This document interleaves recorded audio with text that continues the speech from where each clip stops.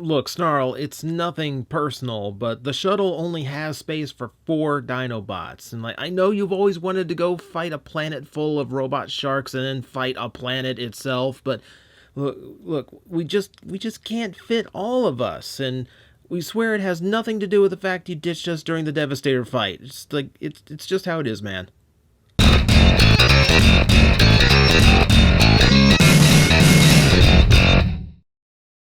The final Dinobot for Power of the Primes is the Dinobot the movie forgot, and that is Snarl. Now, this one is a little bit special to me because I grew up with a G2 Snarl. At least until a friend of mine wanted to borrow it over the weekend, broke the leg off, and his jerk of a mother, and I don't say that because of what she did, I say that because she genuinely was a nasty woman, decided to hard glue the toy back into shape, which meant he was stuck in robot mode for the rest of existence, and I was sad. I need to track another one down someday. But for now, a new Snarl is in my life, and we need to see how he came out. Will he live up to childhood expectations or not? Well, he looks considerably more gray than my G2 Snarl, so he is already doing a little bit more to impress upon me the look of the original G1 Snarl I remember from the cartoon. Yep, gray and red and gold Stegosaurus with all the spines accounted for. Looking quite vicious here. This is always such a cool look. I love, like of all dinosaurs, I love this look the most. He's not my favorite dinosaur, but that is just awesome looking. And it makes for a really, really cool looking toy dinosaur.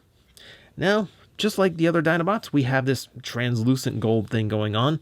The original G1 Dinobots had chrome with clear plastic on top, giving them a layered look, and that's what we have here.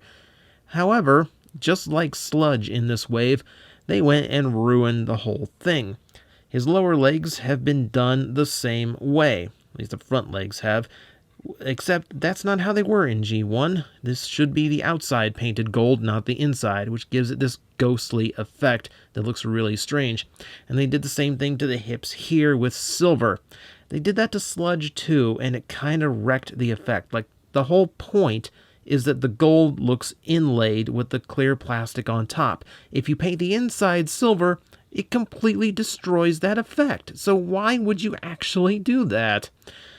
And then there are other concerns that this gives me, but we'll get to those in robot mode where they can be better pointed out. For now, we will indicate that ball-jointed hips as well as knees here do give it a little bit of added articulation in this mode that you don't normally get out of a robot dinosaur. And then, of course, the legs here in the front move up and down as well. Nothing in the tail, nothing in the head. They're a little bit stiff for that. Now, accessory-wise, what else can we do? Well, he does come with a translucent sword, which does have an extra peg on the backside. So he can peg it into certain spots on his beast mode, most notably those big holes on the sides of his hips. I'm sure there's some other mounting point. There's this groove here, which I couldn't quite get this thing to fit into, so who knows if that's intentional or not. But yeah, you do have that as an option. At least you have options there. You don't have as many here. All you can do is plug it into the side.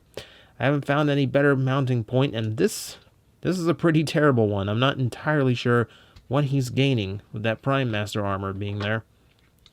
And then, speaking of Prime Masters, you'll notice little pegs over here for them to ride on the back, which there's only 2, unless you fold down 2 of the plates, and then you have 2 more pegs.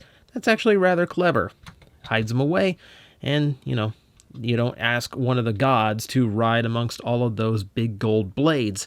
It'd be a little bit inconsiderate of you. Alright, so that's what we got in the beast mode. We need to get this guy to robot mode, don't we? Alright, so going to go ahead and bring this down. Oh, actually, let me start by getting his legs into the proper positions. And if I can remember how to transform him, I will admit I have not transformed him as much as I probably should have before this review. So I'm going to go ahead and rotate these upward like that. Should get them out of the way. I'm going to go down here and tug all of this apart to open up that section. And that should let me flip the legs out and get them into their proper robot mode position. Let's see. Yep. just like so. Flip that around there. And close up in the back. Head folds flush down. Clips in a little bit. That's nice. Going back up to the front. We'll get those hands out. Typical tab flipping out. And now we need to deal with that big tail. We're going to push it up to unclip it from there. Open up the tail here, which I will admit, if I left the shoulders down, it'd be a little bit easier. But that should let you clear it out of the way. That gets your spot where you can get the head up, which is being a little bit stubborn because it's way down there. Here, we're going to have to cheat to get the head out. We'll raise the combiner peg and push the head out from inside. That should give me enough leverage to get the whole thing flipped out. There you go. Peg that back in, and that is going to give us Snarl in his completed robot mode. It's not a bad transformation, got to admit. I've seen less interesting Dinobots than him. At least he gets it all done nice and clean with a few interesting bits here and there. He comes together pretty well also, so that another bonus to Snarl. Giving a look at his head, he's a little bit grumpy, not gonna lie. Got a kind of a downward turned mouth, like he still remembers being snubbed in the movie. All his friends got cast, why not him? I get a little bit of cameo, and then you just abandoned me on Earth. I'm like the only Autobot left on the planet. Thanks a whole lot, guys. All the Dinobots got to go on. You know what? No, his head is nice. Let's just leave it at that, and we will continue on with the actual review. So, proportionally, he does look fairly nice. Like the other Dinobots, his legs have been slimmed down. I mean, the beast legs have been slimmed down, which means a slight slimming of the arms, but he carries it a lot better than some. I'm not entirely sure why, but it just looks better than, say, Sludge did. You know, so however that works out, it does work out for him. I also like how they did the tail, where the way it's split like that, it's not split in the same direction as the old G1 version, but the way it's done here to expose all the inner gold plastic gives it that look, and it's an extremely well done job. It looks really, really cool on him. So, beyond that, he exposes a ton more black, a ton more red, and now we have a little better look at some interesting little tampagraphs where we have on the chest not only an Autobot symbol, but also a few factory-style stickers. Well, stickers, fake stickers, tampagraphs, like that. And then we have the same down here at the legs. I love little details like that. That kind of takes me back to the original toy a little bit, and definitely gives him a little bit more character, a little bit more of an interesting design. I also like all the gold that's shining through here on him. He quite colorful for a Dinobot. Now, I did mention there's one issue we have to bring up because this is me. If you know my channel, you know the issues I like to bring up a lot because they are extremely annoying to me because I continue to see them happening. And this is, of course, he's using translucent plastic for his ball sockets. This is never going to end well. They're a little bit loose. Well, I say a little bit loose. The right one seems a little bit more so than the left. The left might be just a little bit worrisome to me. I don't know why they do this still. Like, I've had so many ball joints of clear plastic just crack on me because over time it can't handle the stress and fractures on its own. I've literally had toys I came back to after years and their arms had fallen off of them completely and I hadn't touched them. So, yes, I take it personally when a good toy has given has translucent plastic in the worst ways. So that's something to be concerned about for me. Your mileage may vary. I've heard some people have no problems with it, and then I've heard others who have the exact same issues. So I just have to warn everybody, just in case.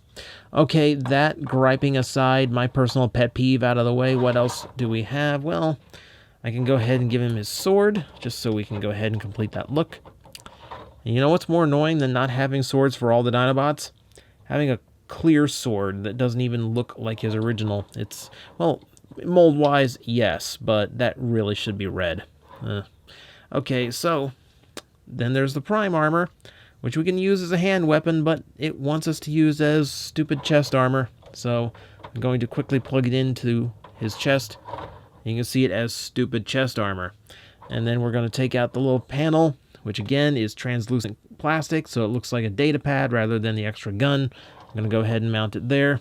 Okay, have we seen how stupid that looks? All right, then we're going to take this off, and I'm never going to do that again. Articulation count time. Head, ball jointed. Turns left and right and has a little bit of up and down. Good.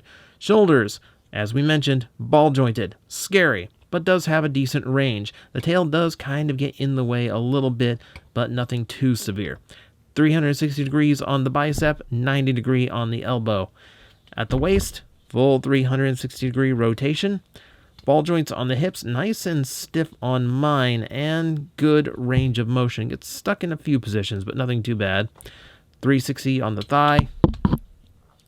The knee, not quite 90 degree, but a Dinobot is not going to be doing ninjutsu poses, so I'm not terribly concerned with that. I'm more concerned with the fact that his back kibble here wants to come off. There's the inner parts that are designed to just barely miss the legs, but you kind of have to pay attention to it and intentionally kind of push the parts past each other in order to get poses done. Otherwise, yeah, you're going to have some panel opening issues. So, that all said, he is also a combiner, of course, the final component of Volcanicus. So, I need to show you what he looks like in arm mode. And here it is in all of its army goodness. So, I would really, really prefer if the tails could point outward because that would make a really cool shoulder piece. But as it is, it's okay. You can put the spines out and give him a little bit of a fierce look from the side. I guess it would look intimidating from the right angle. At least the blades here on top are. This comes with a word of warning. You can see mine doesn't hold together particularly well. And the way that the hand connects on is just with this little flip out piece that is on a very little tenuous hinge, and it's a little bit frightening to get this thing on securely. So this is probably best left to leg mode. So how did that turn out? Well, it's about what I expected. It's a Stegosaurus crunched up into as tight a compartment as it can possibly get. Now, unfortunately, this does lead to another strange issue with the tail, and that is, in your typical form, Volcanicus would have him as a leg, and this super wide spike does potentially clash into his other leg, which is a little bit concerning. I mean, as a warrior, I don't think I would want one of my legs to actively be trying to take out my other leg, especially right at the knee, but, maybe that's just how Dinobots roll. They're tough and gritty and they live dangerously like that. Either way, doesn't work as well as a combining limb as some of the others. Best left as a standard Dinobot, I think. Isn't he special? So, that is Power of the Prime's Snarl, a worthy addition to our brand new cast of modern Dinobots. I like his transformation, I like his look in robot mode, he's got a lot of good color going on and a lot of good articulation. Unfortunately, he does come with some flaws that only time will tell how bad they are.